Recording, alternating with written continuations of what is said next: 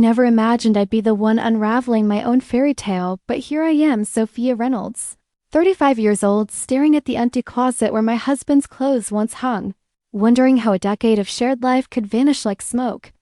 It's a story that starts in the unlikeliest of places, a high school chemistry lab in the sleepy town of Riverside, nestled along the winding banks of the Columbia River in Washington state.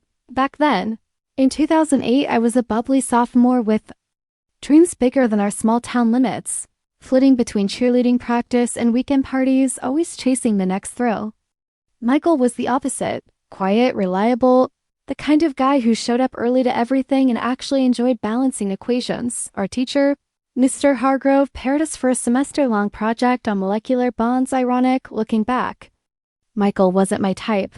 He didn't have the swagger of the football jocks or the charm of the debate team stars. He worked part-time at his uncle's auto repair shop, grease stains often lingering under his nails, but there was a gentleness in his hazel eyes that drew me in. During our first lab, as I fumbled with the Bunsen burner, he studied my hand without a word, his touch sending an unexpected spark. Careful, he murmured, that crease forming between his brows as he focused. We talked through the experiment, me ranting about my latest friend drama, him listening with genuine interest, occasionally sharing stories from the shop about quirky customers fixing up old Mustangs. By the end of the week, what started as forced partnership turned into stolen glances across the classroom. He asked me out simply, no grand gestures. Want to grab burgers at Riverside Diner after school? I said yes, expecting a one-off, but we clicked. Michael was steady in a world that felt chaotic. My parents' constant arguments at home, the pressure to fit in at school. He didn't play games, he showed up. We'd drive his beat-up pickup truck to the riverbank, watching the water rush by while sharing dreams. I wanted to become a nurse, helping people in bustling hospitals. He aimed for business management, maybe taking over his uncle's shop one day. We'll build something real, he'd say, his hand in mine feeling like an anchor. Hi. School flew by in a haze of firsts. Our first kiss under the stadium lights after a game, prom in rented tux and gown, graduation where we tossed caps into the air, promising forever. College came next, both at Riverside Community College to save money. I switched to medical assisting when nursing proved too intense, landing a certification that got me into clinics. Michael dove into business courses but got derailed when his uncle offered him a full-time gig managing the shop's finances. It's practical, he said, always the pragmatist. We married at 23 in a simple ceremony at my family's lakeside cabin. In nearby Evergreen Valley, string lights twinkling over a barbecue reception, vows exchanged under a canopy of pines. My mom pulled me aside, whispering, "You're so young, Sophia. Live a little first." But I brushed it off. Michael was my safe haven. Our first home was a tiny apartment in downtown Riverside, walls thin enough to hear the neighbors' TV blaring late-night infomercials. We laughed about the leaky faucet, furnishing it with thrift store finds, a lumpy couch, a mismatched table. Nights were spent cooking pasta from scratch, planning our future, save for a house in the suburbs, start a family, adopt a golden retriever. Named Buddy, Michael worked long hours at the shop, coming home smelling of oil and determination while I assisted at a local clinic, bandaging scrapes and scheduling appointments. Sex was passionate then, stolen moments amid the chaos. His hands exploring me like I was a treasure, but cracks appeared early, subtle at first. Michael preferred quiet evenings grilling burgers on our balcony, watching documentaries on Netflix. I'd crave excitement, dragging him to bars in Evergreen City, an hour's drive away, where my old high school friends partied. "Come on, live a little," I'd tease, but he'd oblige with a patient smile, nursing one beer while I danced. At home, his talks of budgeting for a down payment bored me. I'd zone out, scrolling social media, envying friends' glamorous lives, trips to Seattle, fancy jobs. Occasionally, I noticed men glancing my way at the grocery store or coffee shop, a flutter in my chest reminding me I was still desirable. I never acted on it, but the thrill lingered, a secret spark in our routine existence. The real shift came when I landed a job at Evergreen Medical Center, a bustling clinic in the heart of Evergreen City. Surrounded by accomplished doctors, Dr. Harrington with his sharp wit, Dr. Ellis's charming smile, Dr. Kapoor's intellectual depth, Dr. Beaumont's confident stride, I felt alive. They were educated, worldly, treating me not as just an assistant, but as an equal. Sophia, your efficiency is a godsend, Dr. Harrington would say, his hand brushing my arm during rounds. I started forgetting my wedding ring first accidentally, blaming constant hand washing, then intentionally curious about the change in interactions. Without it, conversations lingered. Compliments flowed. New haircut? Looks stunning, doctor. Ellis noted one day. His eyes twinkling, happy hours became routine after-shift drinks at upscale bars like the Sapphire Lounge, overlooking the city's twinkling lights. I'd text Michael vague updates, running late team drinks. He'd respond with be safe, but annoyance crept in. Why the check-ins? Didn't he trust me? At home, he'd wait up, asking about my day, but I'd brush him off. Just work stuff. Those evenings were mine, laughing at inside jokes about eccentric patients, feeling valued in ways Michael couldn't match. Our intimacy dwindled. I'd feign headaches, or he'd collapse exhausted from the shop. In bed, my mind wandered to Doctor. Beaumont's strong hands during procedures. Guilt twisting like a knot, I ignored my mom, ever the skeptic of Michael, fueled the fire during our coffee meets at Riverside Cafe. Men like him get complacent, she'd say, sipping her latte. You need to keep him guessing. Attention from others keeps the spark alive. I'd nod, absorbing her words like gospel. Was Michael's reliability the problem? Our 7th anniversary was lackluster at chain restaurant dinner, generic gifts. He gave me earrings I rarely wore. I bought him tools for the shop. I'm the luckiest guy, he said, kissing me. I echoed it, but doubt nod. Is this all? Michael.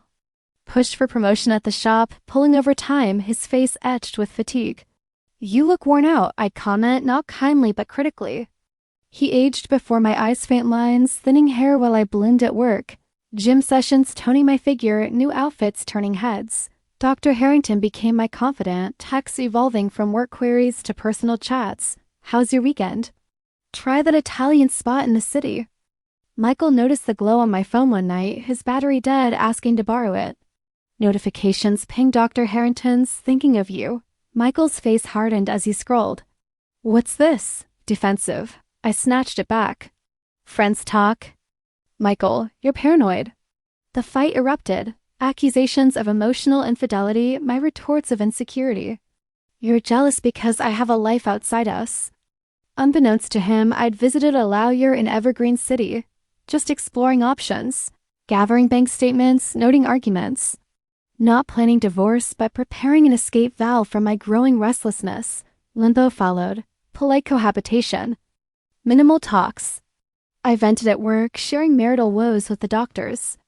Michael's so controlling, I'd say to Dr. Ellis over coffee. They'd sympathize, Dr. Kapoor assuring, you deserve passion. Dr. Harrington hinted, if you were mine, ... The thrill was intoxicating, but inappropriate. I ignored the whispers. The shared glances among them. One Thursday, assisting Dr. Harrington, he quipped, rough night? Trouble at home. I vented, Michael's distant, especially in bed. His gaze lingered, his loss, empowerment surged, I was wanted. That evening, I lied about girls' night, heading to a bar with colleagues. Michael nodded resignedly. Power felt heady, I had choices. He couldn't compete. The implosion hit at a group. Dinner. Dr. Harrington suggested at Les Belles Vie, an elegant French bistro in Evergreen City. Impulsively, I invited Michael, perhaps to parade normalcy or highlight contrasts. He arrived in his best shirt, nervous but eager. The table buzzed with shop talk. Michael sat awkwardly, interjecting rarely. Wine flowed. I amplified my flirtatious self, barely acknowledging him, using him for laughs. Michael confuses stethoscopes with thermometers. Chuckles ensued. His smile strained. Fueled by Cabernet. During Dr. Kapoor's patient anecdote on intimacy issues, I blurted, speaking of, anyone prescribed for my hubby? Bedroom's been a dessert. Silence fell. Dr. Ellis joked, porn addiction's common. Check the history. Michael's pallor deepened. I'd exposed his private struggle, inferred from locked doors and cleared browsers. Sophia? He warned lowly. I doubled down. They're experts. Dinner dragged. Michael paid the hefty bill silently. The drive home exploded. You humiliated me. You're overreacting, it's banter. Grievances poured. His resentment of my friends, my mockery of his provider role. You're the man. Provide, I sneered. He flinched. Marriage is partnership, not this. Pulling in, I spat. You're jealous, I have options. He met my eyes. You're right. I'm done competing. He packed a bag, heading to his brother's in nearby Willow Bend. I hope your options fulfill you. Stunned, I expected his return. Instead, solitude hit. I called in sick, texting Dr. Ellis for comfort. He arrived. We tumbled into bed raw, exciting, but hollow. He left abruptly, text ceasing. Back at work, distance grew. Dr. Harrington propositioned crudely. Hotel? Heard you're fun. Dr. Ellis had gossiped, my woes, our tryst, entertainment for them. Dr. Beaumont apologized, we enabled this. Michael's a good man. Divorce papers arrived. I called Michael's. Family playing victim. His sister retorted, we've seen you demean him for years. Truth crashed, my narrative fooled no one. 6 months on, the house echoes empty, I sold it, moving to a cramped apartment in Evergreen City. Dating apps yield flings, not depth. Scrolling old photos, I see Michael's adoring gaze. Now lost. Therapy helped unpack it. Mom's influence, my insecurities, chasing validation over love. I reached out once, he wished me well, we're married now. I've changed, volunteering at shelters, focusing on self-growth. Options? Illusions, true connection was what I had and squandered. But in acceptance, I've found peace, rebuilding alone.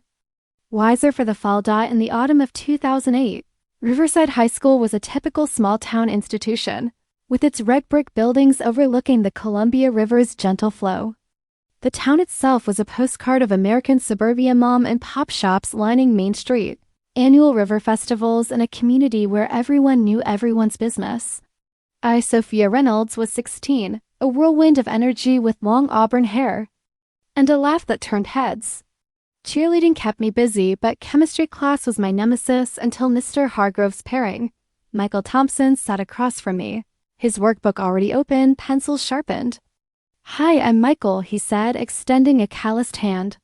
His family ran Thompson Auto Repair, a staple in Riverside since the 70s. We dove into the lab, me chatting nonstop about the latest school gossip, him nodding thoughtfully, occasionally, correcting my measurements with a patient smile. You know, you're pretty good at this, I said after our first successful experiment. Thanks. You're not bad yourself when you focus, he teased back, that crease appearing. Our partnership spilled into study sessions at the local library, then coffee at Riverside Diner, a greasy spoon with the best milkshakes. He opened up about his life. Dad left when he was young, mom working double shifts as a nurse, him helping at the shop since 12. It's not glamorous, but it's family, he said. I shared my chaotic home parents' endless fights over money, my younger sisters. Rebellion. Michael listened, really listened, making me feel heard for the first time. By winter, we were dating. Our first date was simple, burgers and a drive to River's Edge Park, where we sat on the hood of his truck, stars overhead. I like you, Sophia. You're full of life, he confessed, leaning in for a kiss that tasted like promise. High school became our playground, football games where I'd cheer and he'd watch from the stands. Study dates turning into makeout sessions, prom where he rented a tux that fit perfectly, twirling me under disco lights. Friends teased us as the odd couple, but it worked. He grounded me. I pulled him out of his shell. Graduation in 2010 was bittersweet. We both enrolled at Riverside Community College, I for medical assisting, he for business. Summers were spent working, me at a local pharmacy, him at the shop. Money was tight, but we dreamed big. One day we'll have a house with a view of the river, he'd say, sketching floor plans on napkins. At 23. In 2015, we tied the knot at my family's cabin in Evergreen Valley, a lush area of rolling hills and pine forests an hour from Riverside. The ceremony was intimate, 50 guests, wildflowers from the meadow, vows promising eternal support. Sophia, you're my venture and my home, Michael said, voice steady. I echoed, tears in my eyes, believing every word. Honeymoon was a weekend camping in the valley, stargazing by a fire. Our apartment in Riverside was a 600-square-foot shoebox, peeling paint, noisy neighbors, but ours. We'd cook together, him teaching me auto basics while I bandaged his cuts. From work, sex was frequent, passionate, exploring each other with the eagerness of youth. Weekends involved hikes along the river trails, picnics with friends, movie nights cuddled on the couch, but subtle differences emerged. Michael's job at the shop consumed him long hours fixing engines, managing inventory. He'd come home exhausted. Content with a beer and TV. I pushed for outings to Evergreen City, the nearest urban hub with its vibrant nightlife. Let's try that new club, I'd say. He'd go, but I saw the reluctance. His financial planning spreadsheets for savings board. Me, I'd rather splurge on clothes or dinners out. We need to be responsible. He'd remind gently. My job at Riverside Clinic was entry-level, but satisfying, assisting with checkups, comforting patients. Colleagues were friendly, but the doctors were distant figures. At home, Michael's steadiness felt comforting, but occasionally stifling. I'd catch admiring glances from men at the grocery store. An ego boost, I tucked away. In 2018, I switched to Evergreen Medical Center, commuting daily to the city. The clinic was modern, bustling with specialists. Dr. Harrington, lead physician, was charismatic. Mid-40s, divorced. Dr. Ellis, the young hotshot, flirted shamelessly. Dr. Kapoor, wise and kind. Shared books on psychology. Dr. Beaumont, athletic. Invited me to gym classes. The attention was intoxicating. Sophia, your smile lights up the room, Dr. Ellis said one day.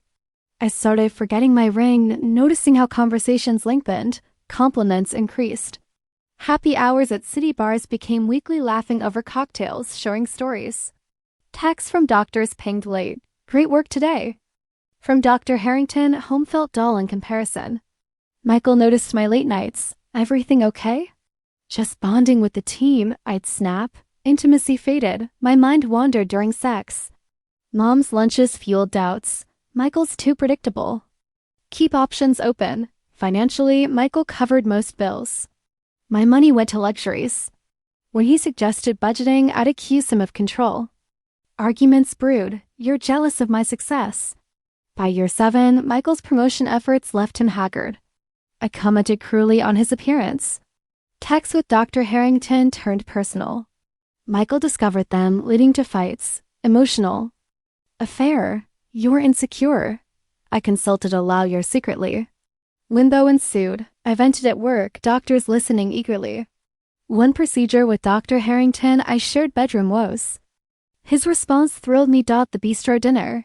Invitation, humiliation with joke, drive home argument. Michael leaves. Affair with Dr. Ellis, realization of gossip. Apologies from colleagues. Divorce, family truths. Months later, therapy, self-growth. Encounter with Michael. He's moved on. Sophia finds peace and independence, vowing to value genuine connection.